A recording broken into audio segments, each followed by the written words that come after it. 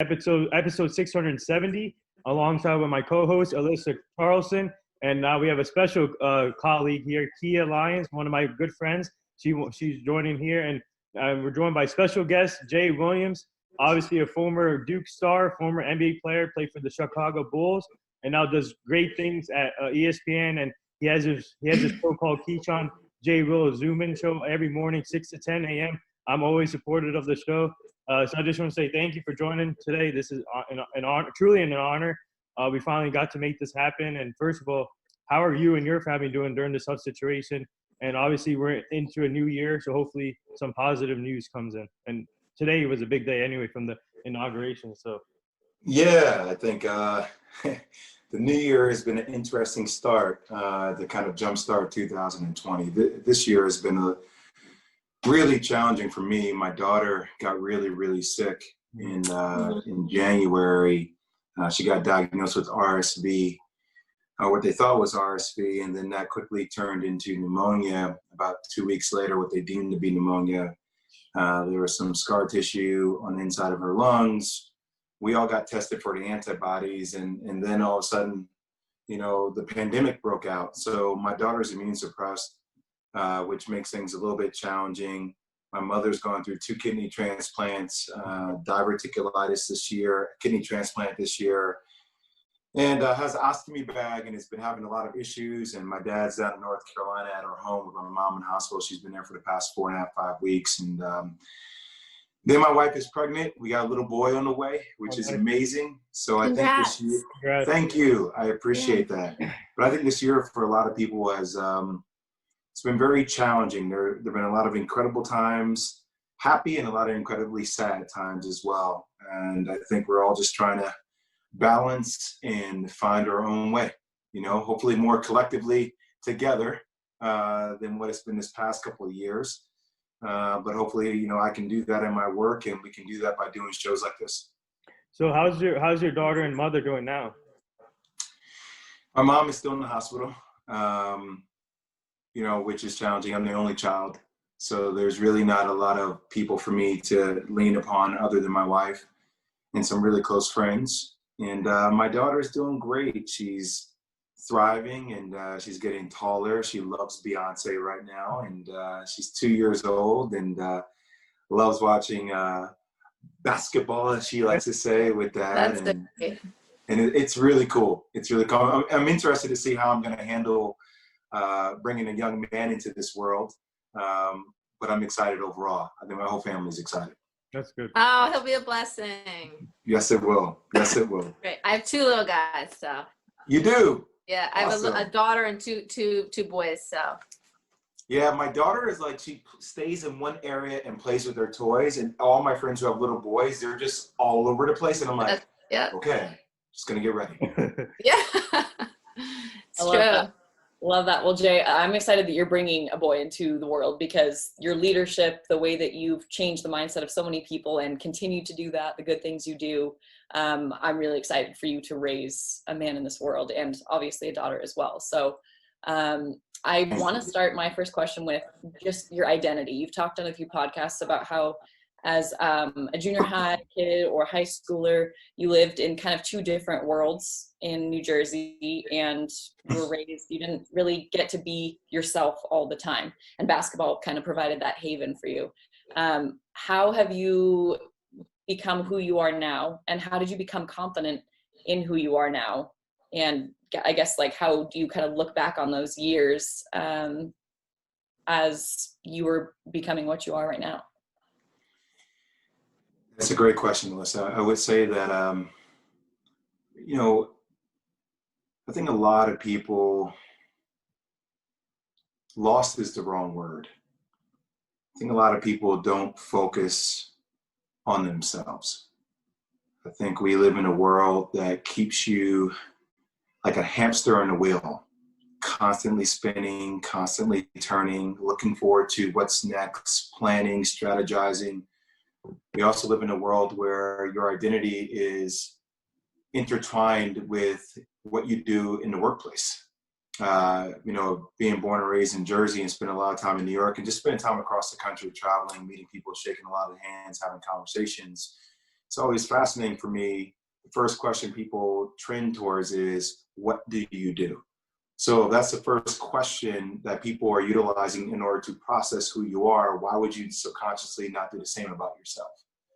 And I think for me, going through an identity crisis, which I feel like we all do, every individual person does on this planet, my accident was the first disruption in my life that actually provided me time to pause, to actually stand still for a minute and think about all the challenges, all the things I had, quote unquote, accomplished in my life, and whether those things were actually important to who I wanted to be. And who did I want to be? What did I want to represent? And who did I want to build that with? I never had that time before, ever. And I think now when I look at things, I take a second. You know, it's challenging sometimes when you're on air and you're forced to have an instantaneous opinion about a subject matter. Right. And you know, like George Floyd, prime example, okay? I've been on TV for a long time talking about some of the injustices I've seen in the world. And I always try to relate my life to others through whatever prism you live, through whatever color you are, through whatever gender you are. Right. I try to find more, what do we have in common and what do we have that's different, so we can connect towards one another, so we can try to understand each other, to empathize with one another. Right. And the knee-jerk reaction is when George Floyd happened, as an example, it was like, jump on TV and give me your hottest spitting venom. Give me your anger, give me your frustration. Make me feel like it, make me feel what it's like to be a Black man in this world, right?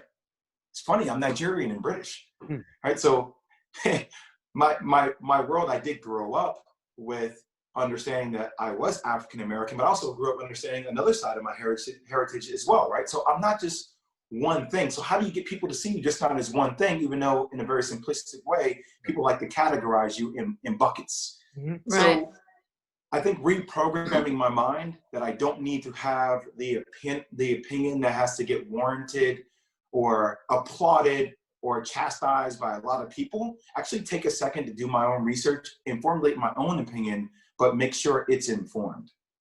It's informed. And I think that process of, hey, Jay, go, I automatically say, hey, Jay, yellow light, just for a minute, yellow light.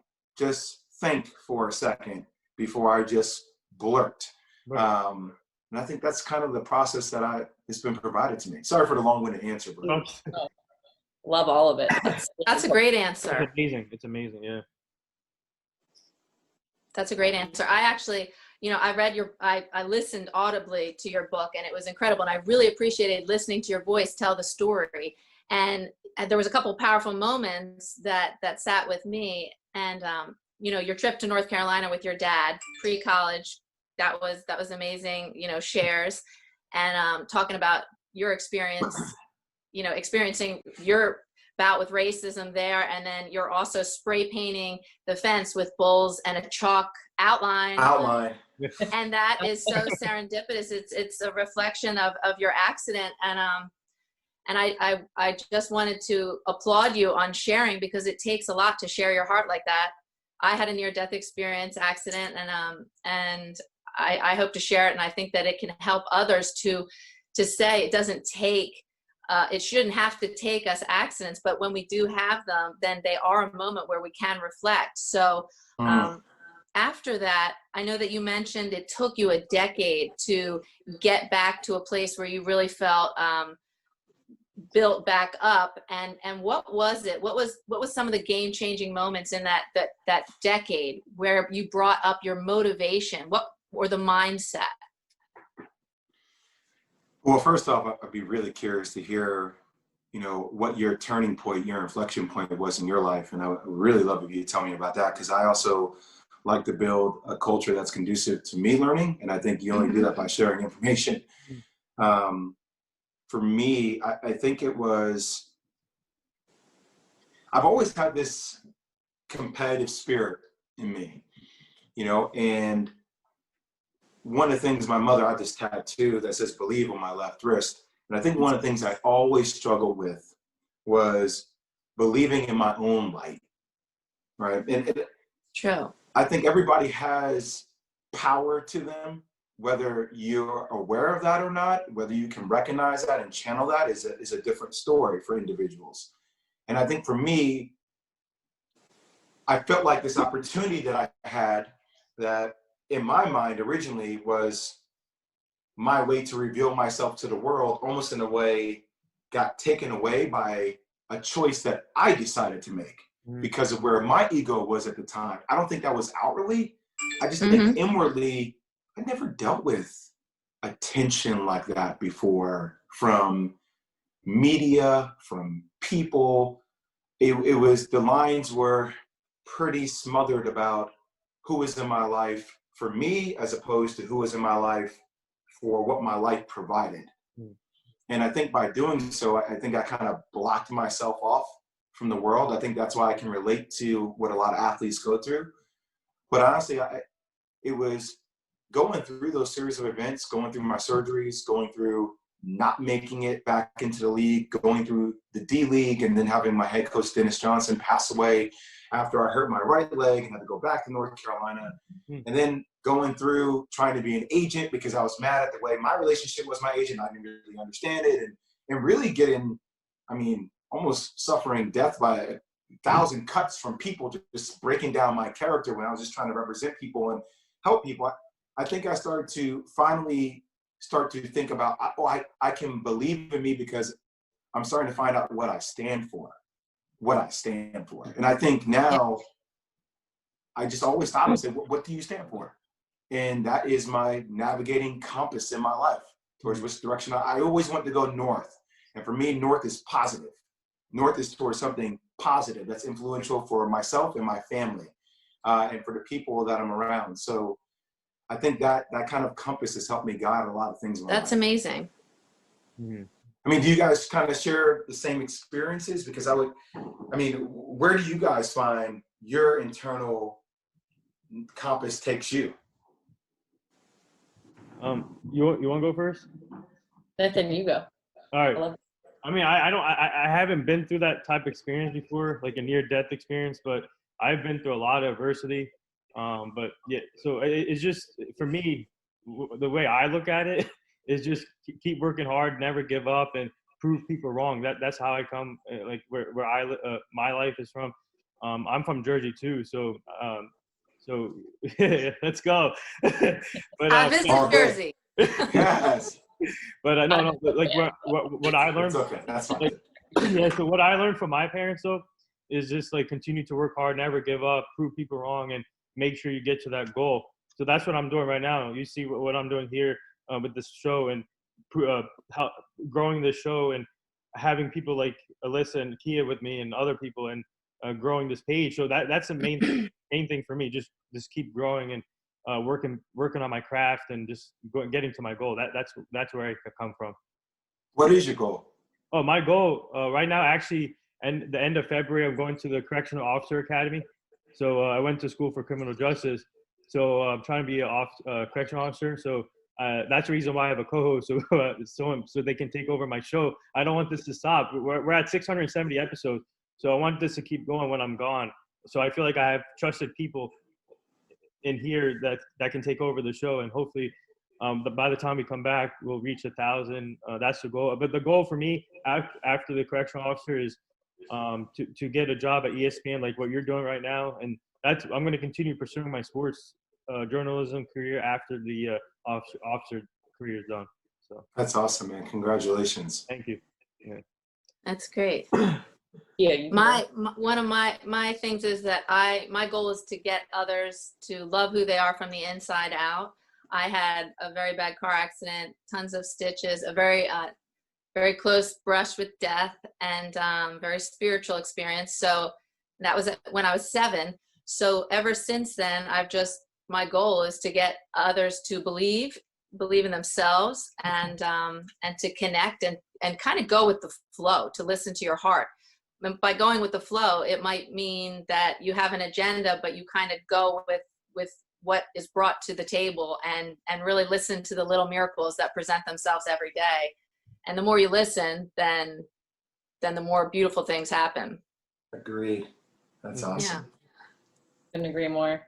Mine's pretty quick, but my parents have always taught me to be really curious and be caring of other people, and just kind of, I played overseas, and that was the most lonely experience for me. So I think learning to adapt to other cultures and like learning about them, asking them questions, just as we're interviewing you and you're asking us these questions. I love this. It's just being a curious person and a caring person. In the end, it totally benefits the person asking the question, because you're, making other people feel good and important, because they are. And then you also learn so much along the way. So I would say, from my big experience of playing overseas, and that would be the biggest takeaway for me. But Nathan, I think you have the next question, right? So my question to you is, obviously you've been through a lot of adversity in your life and you have an inspiring story. So I want to get to your basketball career. So obviously you played at Duke, but take me back to when you were deciding which teams to choose from, and obviously you visited North Carolina with your father. Was that one of the offers on the table for you? But what made you choose Duke, and what was it like playing at Duke and playing with Carlos Boozer, Shane Battier, all those stars, and then after that getting into the NBA, playing for the Chicago Bulls? So take me back to your college days first. I think my parents did an incredible job setting a foundation for me when I was younger. Education was always at the forefront of that, and to go back to the identity crisis that I had, I always there wasn't a true acceptance about who I was. I didn't necessarily feel comfortable that I could be Black but also be educated, if that makes sense, from my town, from some of the people that were my friends at that time, because one was considered to be a sellout when you spoke a certain way. And, I quickly had a lot of conversations with my father about, the conflation of that, like the confusion of that, like, why is that such a thing? Now, I think that it's dispelled these days, but I think going to a place like Duke University and playing for a guy like Coach K, it enhanced my mind to such a degree. I never spent time thinking. I just as a player, I reacted. I don't know, listen, if you felt this way, I guess, as somebody that played, but, the game will reveal itself, and I reacted. The game would then reveal itself, and I would react again. And I always found ways to ultimately get to my goal, but there wasn't a lot of strategery there. There really wasn't a lot of studying. There wasn't a lot of, playing it like a game of chess to a degree. And I think when I finally got to Duke University and started to play for Coach K, I not only saw the game as a chessboard, but he started making me pay attention to realize that life is a chessboard, and that you have to plant seeds and you have to water those seeds and nourish those seeds in order so they can grow into what you want them to grow. I never had somebody that spoke to me that way. And I think during my 3-year tenure there, even though I could have left after my sophomore year, I wanted more of that. I never experienced that through sports. And I got to tell you that one of the things that I think I got lost in after my rookie year was I didn't feel like that team was anywhere close to the team or the leadership I had just came from. And I felt lost. I didn't feel like I had somebody that was guiding me, that wanted what was best for all of us. And then, because the way I was taught is that what's best for all of us, then all of a sudden individually you will rise, right? Because we're doing what's in our best interest instead of your best interest. And then all of a sudden I got to the league, and my agent, people around me started talking to me about I have to do what's in my best interest. And I had a young team.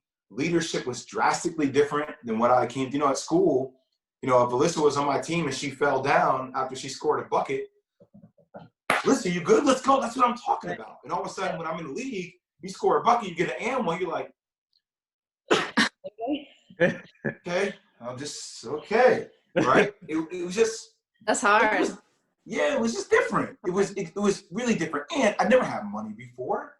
Like, who the hell am I? All of a sudden, somebody's like, hey, you're getting paid X amount of millions of dollars to play basketball. I would have played basketball at the damn Y down the street. That's what I do now.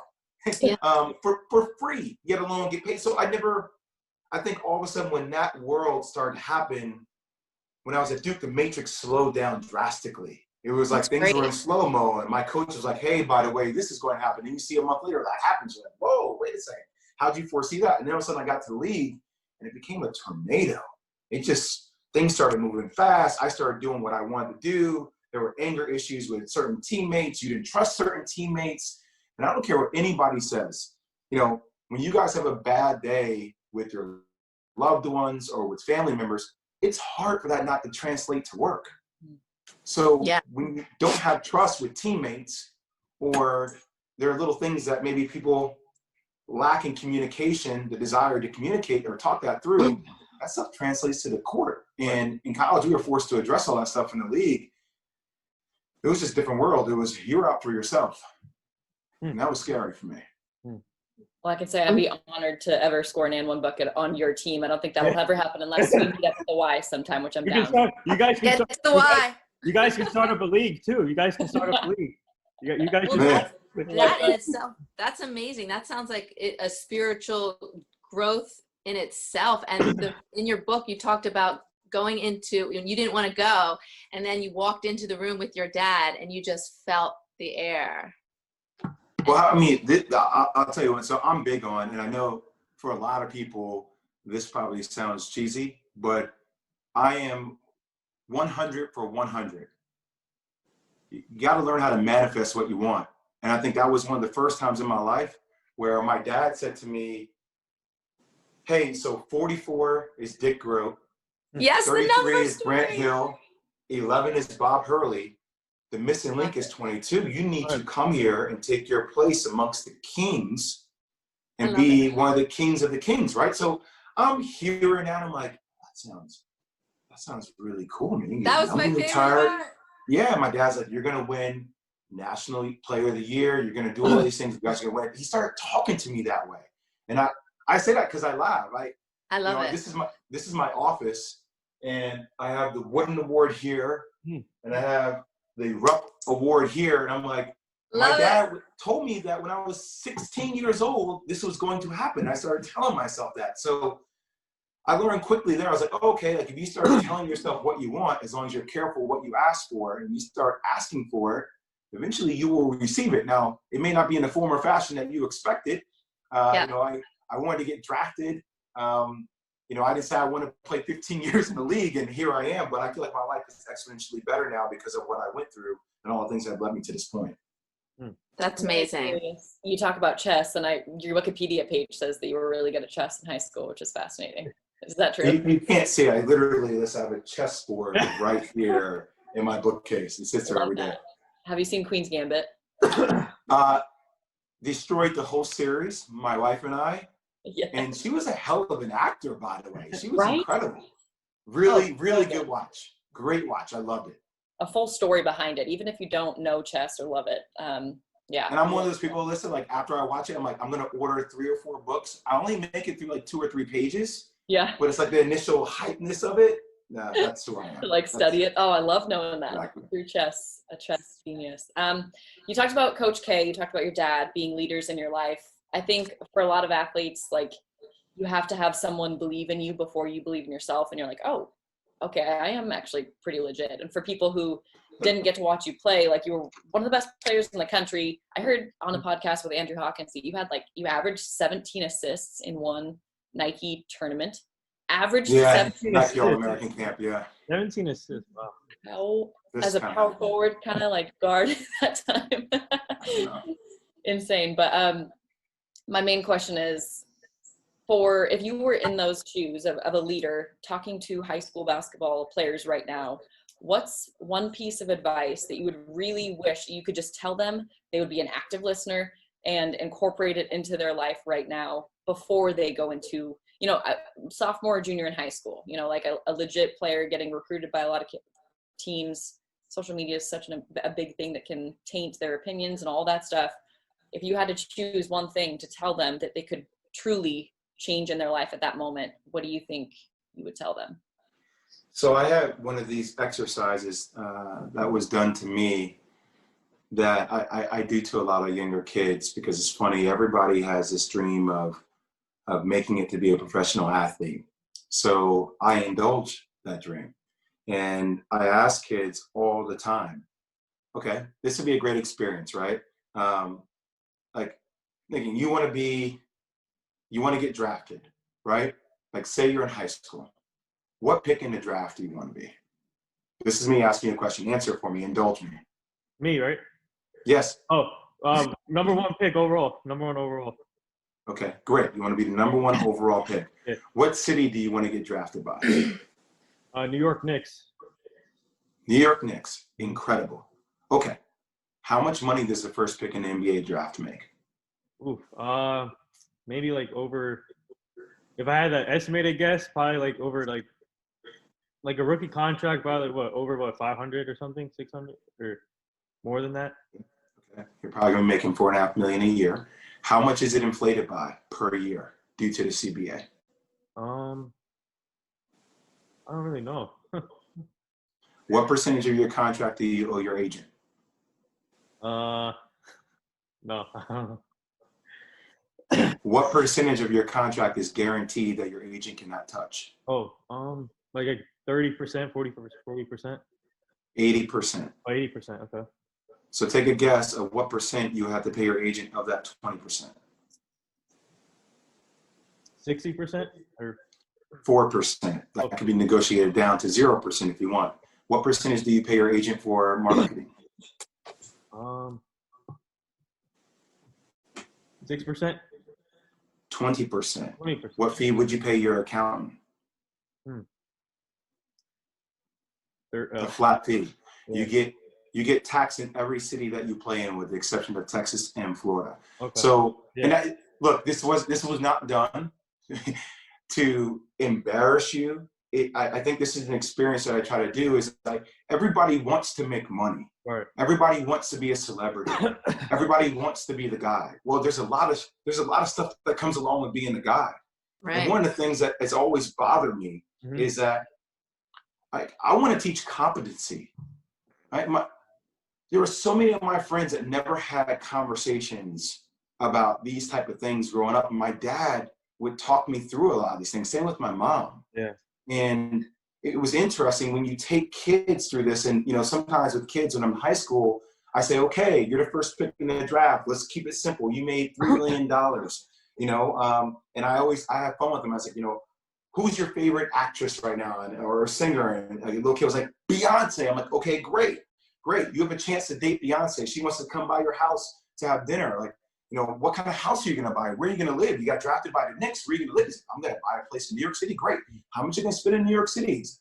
$500,000. That probably gets you a 1-bedroom, and that's about 600 square feet. I'm like, yeah, welcome to real life. You probably at least got to spend $1.5 million, $2 million. He's like, I'll spend $2 million. I'm like, great. What kind of car are you going to pick Beyonce up in? You can't pick her up in a Toyota. Nothing wrong with the Toyota, but this is Beyonce you're talking about. Yep.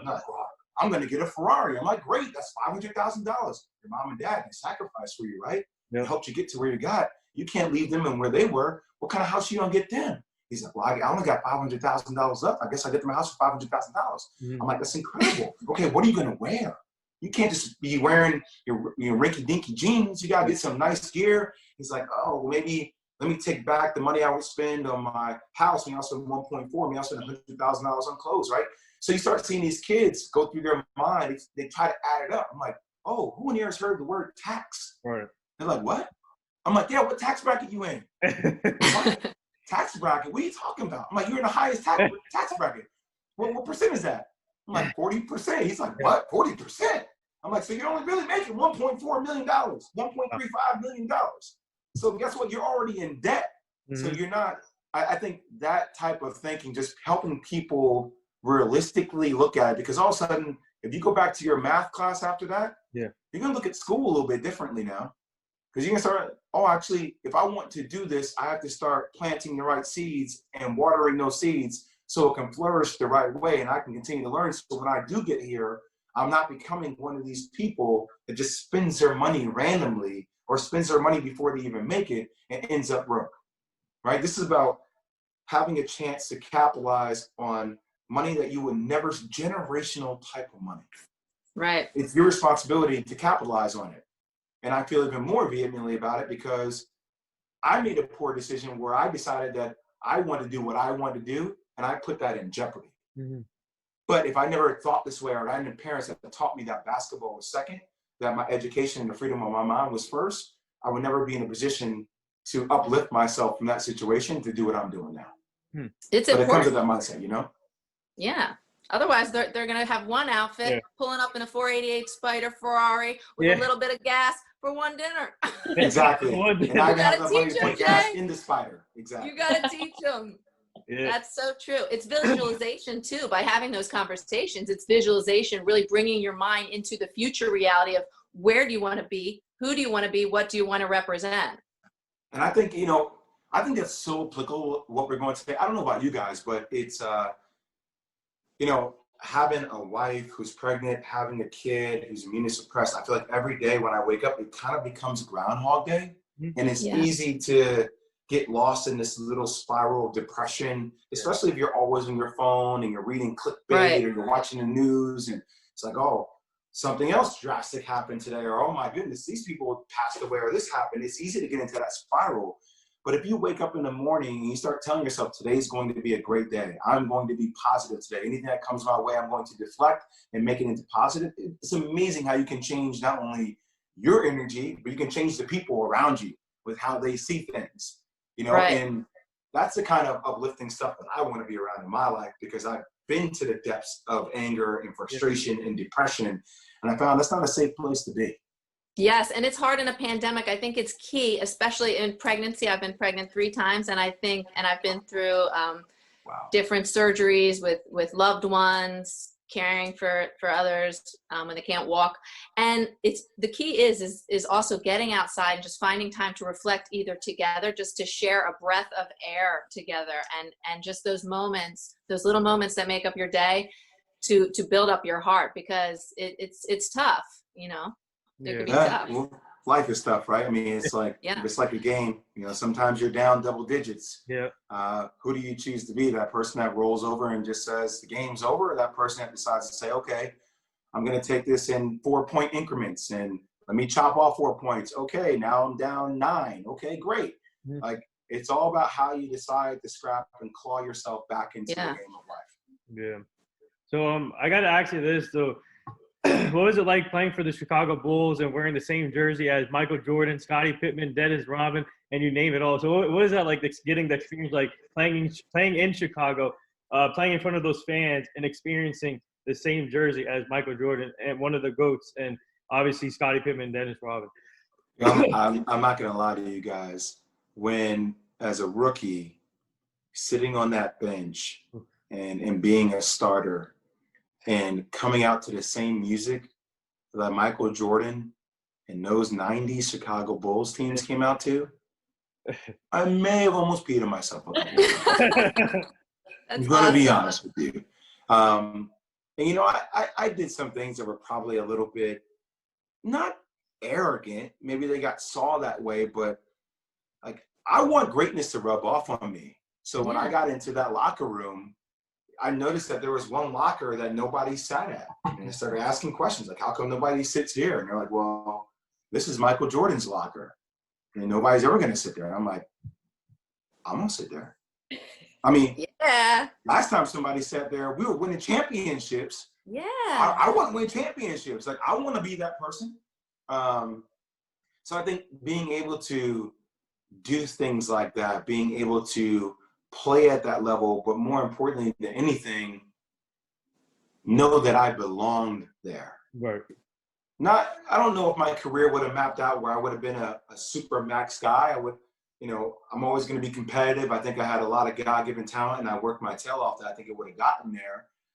But at the same time, as just going through 1 year in that league as a rookie, getting a chance to play against Allen Iverson and Jason Kidd and Kevin Garnett and Ray Allen and Kobe Bryant and Michael Jordan with the Washington Wizards, and, you know, the people that you dreamed of playing against when you're a little boy in the backyard.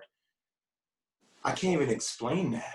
It was incredible, but it was also there was this juxtaposition, because in one aspect, I was so excited to be here and to live this life, and to play against the best of the best. And then on the other side, I had no sense of who I was. And I was easily influenced, and I didn't really listen to people the same way, because all of a sudden I had money and people were coming to me asking me questions about what should I do. And, ego is a hell of a thing. It's, when you don't know what to do, but people are coming to you constantly patting you on the back of your, your quote unquote ego, you start feeding into that a little bit. And it was rare where I would say, I don't know. I would try to act like I knew. And so I think those two extremes, right? How do you, if they're like this, how do you go like this with that? That only comes with time. And I think that's why when I see what athletes go through these days, I'll give you an example, Kyrie Irving, right? And I'm not saying what I just said relates to Kyrie Irving, but I don't think people understand. I felt this way. When everything started to happen this summer, in the midst of a pandemic, after what I went through with my daughter, people like, Jay, come on TV, speak out. Yeah. That's a heavy ass weight. That's heavy, right? Like, people are angry. I had people that were DMing me angry, hateful stuff, like they were going to hurt me and my family. That's crazy. Yeah.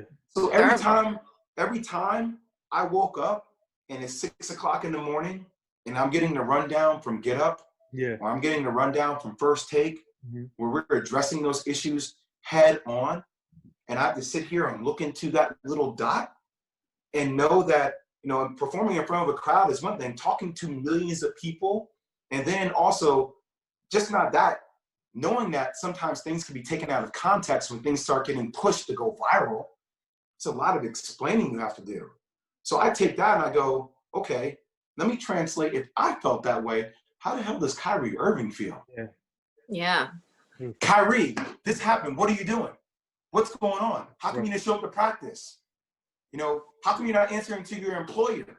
Like, what's going on? You're wrong. You're crazy. Like, think about it. You start going through that, which you're all programmed to do. How does that not affect you? So I try to come at scenarios more from, like, let's talk about the entire body of work, about who a person is. Yeah. You can't tell me that you'd have a tough time sometimes at work. Now, if you were making $40 million a year, guaranteed everybody be looking at their job a little bit differently. Yeah. 40 million, you'd be like, you know what? I'm going through some difficult things right now. I'm going to take a second. Now, if you're a person that's working for, minimum wage, and you need that, and you understand, you're not afforded that luxury. You have to do what you have to do, right? Mm-hmm. Both worlds are real. They're drastically different, but how does that affect you here? So how do you try to understand that? Mm-hmm. And I think now, going through my experiences, I try to make those same scenarios as relatable to what people are going through now, to help people understand if they choose to listen. Right. Yeah, talking is key. It's great to connect, and to connect. It was really heartwarming to hear Kyrie post that he was healing. To me, look, he makes mistakes. I'm not going to sit here and say that everything that Kyrie Irving does I agree with. I disagree with the way that he handled that.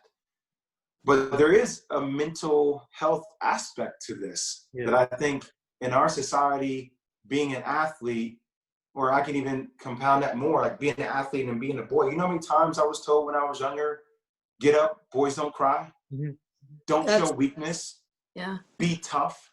All these things that are psychologically programmed into your mind. Yeah. So all of a sudden, when you become vulnerable with somebody and then they rip you down, why would you ever be vulnerable with somebody ever again? Yeah. You put up a facade. And so how do you create an environment that's conducive to sharing? Because we all you had your accident. Alyssa, I'm sure in some form or fashion, you had something that happened to you in your life, right? Everybody has something that happens to them. Mm-hmm. How do you find that commonality? So you look at somebody a little bit differently than a passive, I'm going to call this person an idiot on social media just to feed into what the factions are saying. How are you thinking for yourself? Does that make sense to any degree? Yeah. I know it makes sense. I totally agree. It makes sense because when it comes to Kyrie, is like he is. People make it out as he's a negative person to the world, but he's not. If you think about it, he's doing the right things. While he obviously like I agree. I think he did it the wrong way where he's not telling Steve. He didn't even tell the coach Steve Nash about what's going on. But look what he's doing. He bought a house for the George Floyd family recently, and that's amazing what he's doing there. And but Stephen A. Smith said retire, but I don't agree with his comment there. Like, come on, like Kyrie Irving is a baller. He's going to come back and play in the court eventually. And tonight is a day where he's going to come back, and hopefully that works out well with the big three. But when it comes to Kyrie, in my opinion, he is a baller. He is positive minded. I know that he's obviously he's getting a lot of flack with his comments recently, but when it comes to helping out the community, he helps out the community. So that's where I come from for Kyrie's sake. You know, but we never talk about that stuff. We never talk about the fact that he donated $1.5 million to the WNBA for people that opted out due to the pandemic. We never talk about the fact that he paid for 9 young adults to pay all their tuition out to graduate from Lincoln University. Yeah. You know, there's such a fixation on just focusing on the polarizing content because it sells all the time. And it's easy to feed into that. And that's why I try to say, you know, are you taking a step back and looking at the entire body of work? Do I like the way Kyrie Irving comes across in the media all the time? No, but also I don't look at Kyrie Irving to be a role model for me. Like I want to be a role model for me. I want to be that role model for my kid. And at the end of the day, like what you see from Kyrie Irving in a post-game presser is not who Kyrie Irving actually is. Right. It's how he's handling life in that vacuum of dealing with that game. You're not saying, hey, Kyrie, let me go back to your house and see the way you interact with your kid or your loved one or what you're doing in the community. Let me spread light on that. It's like, let me just take this little snippet from the way I saw Kyrie Irving lean down like this and like, look, he's not even sitting up correctly and he's not addressing the media correctly. Like, okay, I'm not saying that's right, but understand the whole picture. The world needs a whole lot of love. I think the world doesn't have a lot of context. You know what I mean? Yeah, I know. Well, the hot take world is so big now, the hot take world, and just like those, and it is always related to sports. So I'm really hoping, and it's going to take more people like you because you do continually provide the other context, the other side of it with your show. The fact that people aren't just what they are on a court, and they're taking that power back too this year. For how many negative, awful things that have happened this year, it seems like there are truly men and women that are willing to stand up and be exactly what they want to be, role model wise, not just I can hit a jumper, I can throw down an oop at any given time. And I think hopefully getting to see more personal lives, people being more outspoken, whether or not Kyrie does it perfectly, showing the imperfection of that, and hopefully some of that hot take culture can settle down a little bit in terms of, talk about something different, not just picking personal lives. I'm curious if that will change. Mm-hmm. I hope so, Liz. I mean, it's hard. I think it's one of the things that I really struggled with, when I first got involved in media, because when you get in media, you think, it's funny, I'll give you a smaller example. So Duke, right? Mm-hmm. So obviously I know that being at that university, people either love you or they hate you.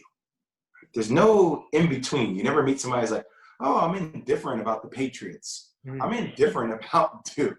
It's like, oh, I hate those guys, or I hate Coach K. And, when my first job at ESPN was ESPNU, I was making like $40,000 a year for like 4 or 5 years, traveling across the country, sitting in the back of planes with, regular people like me squeezing in, excuse me, with my backpack and all this stuff. And it's funny, every time I made a comment, if there was a comment that I was supportive of something that Coach K had done for one of his players, I was a homer. Of course I'm going to say that.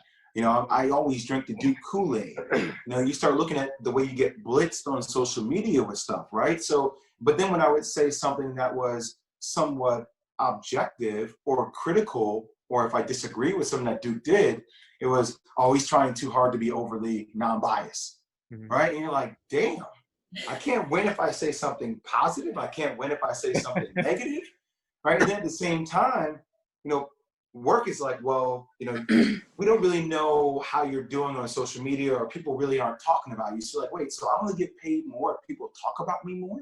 Yeah. So that means I have to say something that's intriguing, or I have to put some kind of twist on something all the time, or I have to have some kind of hot take. I don't have a hot take all the time. I don't have normal takes all the time. Half the shit we talk about, I'm like, I don't care. Right. Excuse my language, but like there's a lot of stuff I'm like, okay, cool. Like I don't have an opinion on that right now. Sorry.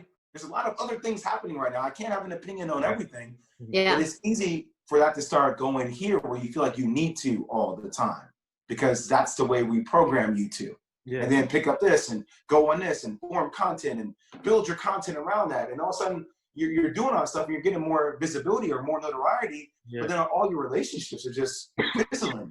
And you're like, wait a second, I can't just, hey, Katie, what? Hey, Brian, what? No, deny voicemail. Interesting. It's not going to stop you from doing your job, but like how you say stuff matters. Yeah. It matters. Yeah. So that's what I try to push. That's how I'm trying to change the game. Hey, Jay, real quick. The Awesome. one thing you need to know about my show, you guys can curse all you want on the show. So I know. It only happens. I did the other day on air, and I was like, "Whoa, I'm getting way too comfortable here." Mickey Mouse is not trying to have that. I saw that one. Mickey Mouse is not trying to have that. Mickey Mouse does not approve. Does not approve. All right, Nathan, you want to do your last two? Oh yeah. So before we go, though, I want to actually, before we get to the last couple things, I want to ask you about this. Obviously, you said recently on one of your shows on the Keyshawn J and Zubin show. By the way, you guys do a great job on that. I love your show. You guys make a great tandem. The 1, 2, it's like this is your own big three right here with Keyshawn, Jay, Phil. So it's working there. But I got to ask you this though. Your recent comments when you said this is the most unique victory you have seen and this is the best one. But do you think tonight? Do you think it will? Obviously, it's the first time with the big three, but do you think it will work out eventually? Do you see it working out in the long run? So, two things. Number one, I would say that everything that's happened over the last 2 weeks, I think is actually going to bring this team closer. Okay. Because I think it just serves as another example of how people try to cut people down without even knowing what's going on. And look at the core of that team. Whether you agree or disagree, you know, James Harden didn't like his situation. Yeah. And there were a lot of questions about James Harden partying. He's overweight. I mean, people were just tearing him apart with the way, and all of a sudden the organization, they were like the saints, right? And James Harden turned into the villain. You know, it's like, whoa, look at this environment where they enabled him to do all these different things. And a lot of times organizations let you do what you want to do, and then they're afraid to reprimand you or talk you through it because they've given you that power. I'm not saying it's right or wrong. I'm just being a realist about how it looks. So James feels that way, right? James was up 3-1 against Golden State, lost that with CP3. James had Russell Westbrook on his team, another power duo that didn't work out. So James wants to win a championship. Yeah. So I think knowing his story, he's bought in. KD, I've known personally, right? KD won back-to-back finals MVPs. It never felt like it was Kevin Durant's team. Right. It always felt on the outside it was Stephen Curry's team. Yeah. This is Kevin Durant's team. Right. This is his responsibility. Kyrie Irving, James Harden, he put his stamp on Steve Nash, his team. So think about what there is to prove between those three. Yeah. The fact that now they're collectively aligned, they feel like people hate on them anyway. I mean, I wish I can reveal conversations I have with people. It's like, I know overall people like, they're going to kill Kyrie anyway. Yeah. It is what it is. That's the mentality that they have. So you know, for me, being part of a team when I was in college, I love that. Because that means everything's staying in the locker room between them.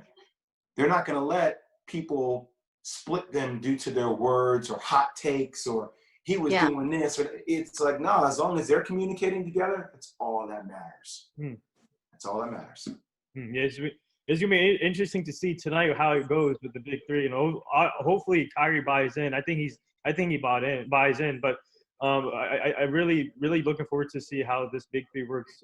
Like you said, it's not like the Bosh, LeBron, Wade big three. It's like it's a unique one. Like you said on your show. But do you have time before we get to the last things? Do you have time for like a quick rapid fire segment? Sure, I got 8 minutes, so you got time. All right, so I'll start off first here. Kawhi Leonard's laugh or Kevin Hart's laugh? Kevin Hart's laugh, just because he's so tiny. What? I'm tiny in my world. I'm 6'2", so it feels good calling somebody else tiny. You know? You kind of relate, but not really. Best interviewer that you know of? Best interviewer that I know of? Oprah Winfrey. I sat down with her at her house for the OWN network, and I got to tell you, I was on the verge of crying multiple times. She pierced my soul like nobody ever has before in my life. Oh, wow. That's amazing. Favorite hip hop song to listen to and sing to? Favorite hip hop song to listen to and sing to? I haven't been listening to a lot of hip hop. I've been listening to more, this is going to sound really cheesy, the whole Frozen album. It's my daughter. It's That all I makes listen sense. to. That's a great dad. I know every word. That's a great dad. I know. That's so great. I That's like it. embarrassing. You ask for that's hip hop, I awesome. say Frozen. That's a great dad. The remix. So all right, let me ask you this: who's more annoying, Keyshawn, Zubin, and who's the funniest? Who's more annoying or who's the funniest? Yeah. Keyshawn's definitely more annoying, for sure. You have to be able to feel that. But Keyshawn's my boy, right? Keyshawn is King Kong. Keyshawn is guy like that's Keyshawn. Like he don't care what you gotta say. He's gonna say his 2 cents, and that's it. Whereas Zubin is the most empathetic, the most loving person I've met in a long time. Like he's even that first day, like he wore a wave cap. He wore it the whole show. Oh wow! Like that's Zubin has some funny. Like Zubin is very well read, which I love because every time I hear Zubin talk, I'm like taking notes. I'm like, I'll read that book and I'll read this book. And what does that word mean? Great, I'll take that down. Let me look at that in the glossary. Like I always feel like I'm learning with Zubin, and so that's the personality traits. That's awesome. I have to ask because I obviously do cover the Zags. Favorite college basketball team to watch right now, if you've got to watch a full 40 minutes? I mean, look, I saw on your profile you were at the Zags, and I'm like, yo, I love that team. Mm-hmm. Everybody likes Iowa, and I get it, but just the way they play, it's so funny doing college basketball and now doing NBA. You know, the knock like 13 years ago was like, whoa, you know, they're like a mid-major. I went on their campus. I'm like, this is not a mid-major campus. No. This is a first-class organization. And the way they run stuff, like I was beyond impressed. So I will say that, and I want them to win a championship for the first time. I really would love to see that team be rewarded and actually get the praise that is deserving of building a program the way Mark Hughes built that program. It deserves the recognition. It really does. Favorite food? Favorite food? I would probably go. My wife makes a really good kofta. She's Lebanese. So Nice. getting more into this. Yeah, kofta is probably one of my favorites. I've never had it. I gotta try. Oh, it. is it kofta or kofta, right? I may have butchered the name. Yeah, so she can't hear me, thank goodness. But I thought it was kofta. No, it's kofta. So we're Indian. So we know I know a lot about that food. So it's called kofta. Can we edit that one then? Yeah, no, you're good. I won't put that on. Post edit. Let's get to it. Right away. But yeah, so It's all good. Going there. so before we get to the last two things, so me and my co-host Alyssa, we partner with the Hugh Jackson Foundation, and this is really important. And obviously, Hugh Jackson, former NFL coach, and he's trying to go back into coaching, but they're focused on this foundation, and we're ambassadors for them now. Trying to prevent kids and prevent human trafficking, and making sure these kids and other people make the right choices, and making sure the community is safer. So when you get a chance, check out the foundation, and we're trying to help prevent human trafficking. So I just want to bring that up. Okay, thank you for telling me about that. I would love to check it out, see if I can support it in any way possible. And the last two things here, do you have like a Kobe memory for yourself? Nick, you said last two things like 10 times, but I respect it. You know that. You're like, one more thing, two more things, two more things. Let me get 18 more. Yep. I see what you're doing. Just know I do media for a living. Very well done. But so obviously I'm wearing the Girl Dad shirt right now. Shout out to Ellie Duncan from ESPN, and obviously you're a girl dad. So do you have any like Kobe memories and Gianna memories too? Yeah, my Kobe memory was the one I told on SportsCenter that day that he passed away. For me, it was really funny during my time in the league. I started to get really frustrated. I really wasn't putting in time in the gym. I started going out a lot more. My priorities just weren't aligned with who I was. I got a little bit lost. And I think going to LA about to play the championship Lakers, I kind of got rejuvenated for a quick second. And I wanted to go in the gym and kind of get back to my old ways. I used to make 300 shots before games. It was just my ritual, something that I did to get myself a really good lather, just to get in that mindset. And I remember walking into the Staples Center and getting there early, and with a couple of ball boys, and walking on the court and watching Kobe work out. He was at the other end of the court, watching him get up game shots. And I sat there and, look, I'm 21 years old. Okay, that's Kobe Bean Bryant. Yeah. That's Kobe Bryant. Now, I want to kick his ass, but that's Kobe Bryant. Right. Okay. So I'm here, I'm like putting on my shoes, I'm like, oh, that's a nice move. Oh, that was just like I saw in the NBA Finals a couple years ago. Oh, okay. Sat there, watched for a little bit, right? Took it in. And I was like, all right, time to go to work. Go to work, get my shots up, make my mandatory shots, come back, sit down at that same bench, untie my sneakers. I'm like, my man's still working out the same speed he was working out like an hour ago. I'm like, wow, damn, this dude is going. Like, did he? What's going on? So I watched like another 10, 15 minutes. He was still on the court. I left. I came back that night. It felt like Kobe dropped 40 on us. He probably only had 25, but it was just the way he did it. And every single move that he did in the game was exactly the way I saw him do the move while he was by himself, working out relentlessly.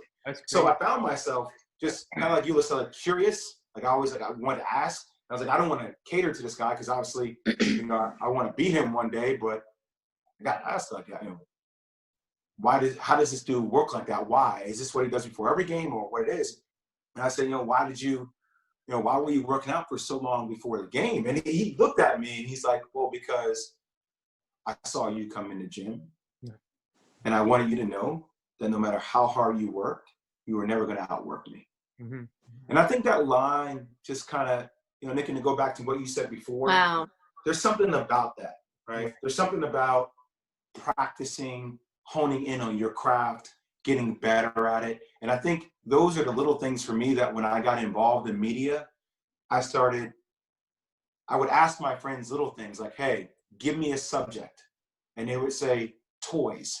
And I would literally walk over to 2 or 3 strangers and try to talk to them for as long as possible about toys. Just try. Keep conversations going, ask questions, probe, make fun. What kind of toys do you like? What colors do you like? What's your favorite color? Do you like Power Rangers? Do you like Transformers? What do you like? And just find myself in conversations, right? Because I didn't know how to practice on this skill doing TV without being in front of a camera. I had to work on it, or slowing myself down to enunciate my words, or to expand my vocabulary, or how to buy time speaking when I didn't know what I wanted to say, but I was prepping myself on what to say while I was treading water, speaking at the same time. So all these little things, are you really honing in on your craft? Are you really working on it? Or are you just saying that you want to be it? Because at that moment, I recognized that, oh, the only reason Kobe is because he puts that amount of attention and effort into his craft. And I have to either do that or more in order to achieve it, because I don't have that God-given ability that Kobe. I wasn't 6'5", 6'6". I wasn't 215, 220 pounds. I'm 6'2", 190. Right. I do a little bit differently. So it was a valuable lesson that I learned that day, and I'll keep it with me for the rest of my life. That's awesome. So the last thing for me, would you like to say anything to all the nurses, doctors, and essential workers right now? Yeah, my cousin is a doctor. I think sometimes our eyesight is at the wrong stuff in our society. It really is. It's, people come to me like, your story's so inspiring. You're a celebrity, or they go to people, who make them laugh. And it's not knocking anybody. They are celebrities, right? Kevin Hart, or Jamie Foxx, or LeBron James. And I look at everyday people who, one of my best friends, his wife is a nurse. She goes into work every day. Every day. Her mom is older, and she keeps doing it. Every day. That's a superstar to me. That's a celebrity to me. I'm just talking about sports. I'm supposed to be a distraction. Right. These people are in real life every day, making lemonade out of lemons, making the best of those moments. So I'm sitting here talking about how I feel depressed to a degree, how I feel anxious to a degree because of everything happening in the world. How do those people feel? Seeing death and seeing the pain and anger every single day, but then waking up tomorrow and going right back to the same damn job. Those are heroes. Yep. Sometimes I think through adversity, it reveals character. I hope that our society is seeing the character revealed by our first aid, first response, people who are out there every single day sacrificing their lives to make sure that we're okay.